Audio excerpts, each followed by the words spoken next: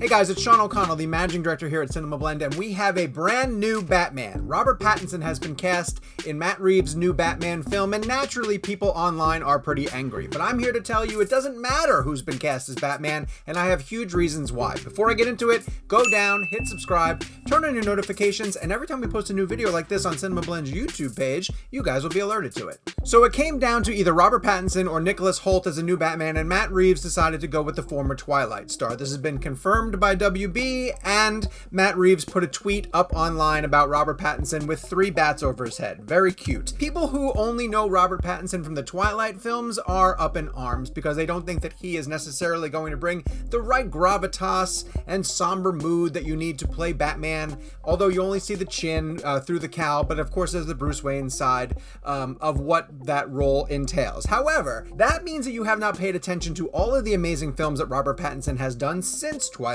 and he's really been challenging himself by pairing up with some really exciting directors. The first movie you should go check out from him is Good Time. It is an incredible bank robbery film that has roots in Martin Scorsese's After Hours, and that shows off a lot of his range. But if you don't want to go into Good Time, you can also bounce through some other recent titles that he's been in, from Lost City of Z, which is a fantastic story and a really great performance by Pattinson, as well as Cosmopolis, where he teamed up with David Cronenberg. My point being that he has totally matured as a performer. He has outgrown the Twilight franchise, and if you're dismissing him as a sparkly vampire who's going to be wearing the batsuit, then you're missing out on who Robert Pattinson is. Here's the funny part. Even though I defend Robert Pattinson as an actor, I don't think it matters at all who's going to be in the Batman suit for Matt Reeves. And here's why. I don't think any of us have ever gone to a Batman movie because of the actor cast as Batman. When Michael Keaton was cast, people joked that this is Mr. Mom, and why is he trying to go from comedy to being the serious, somber Dark Knight? Same thing goes for George Clooney. When he was cast, he's essentially the TV guy from ER, and nobody really saw him in the suit. Now, he didn't get the best Batman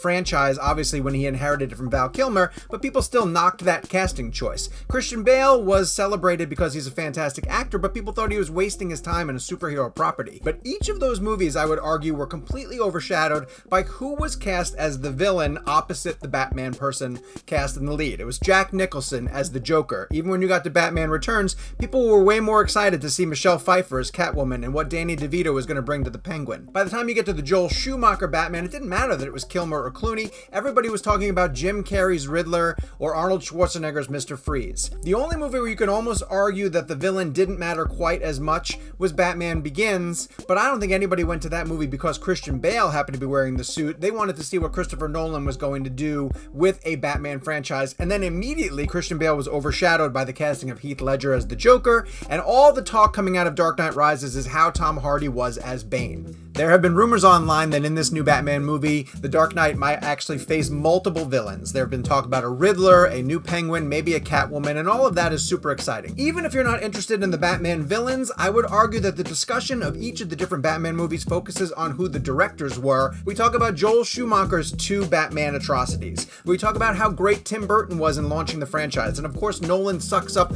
all of the oxygen in the room when we're discussing his Dark Knight trilogy. So when I get excited for the upcoming Batman, I get excited for Matt Reeves. Dating all the way back to Cloverfield, he has proven to be an outstanding storyteller, and he grew through the remake of Let the Right One In, and of course his work in the Planet of the Apes franchise took that series to the next level. So if you're telling me that you're giving him carte blanche to do a Batman sort of reboot, not quite the origin story, but taking the Caped Crusader in a new direction through a potential trilogy, that's the reason that I'm super on board. Listen, we're going to have plenty of time to discuss this casting news because the Batman movie doesn't reach theaters until 2021. So for now, just go down to the comment section and tell me how you feel about this. Do you think it even matters who plays Batman, or are you more excited to find out who his villains are going to be? Go to the comment section, weigh in, and while you're down there, hit subscribe, turn on your notifications, and every time that we post a fun DC superhero video like this on CinemaBlend's YouTube page, you'll be the first to hear about it.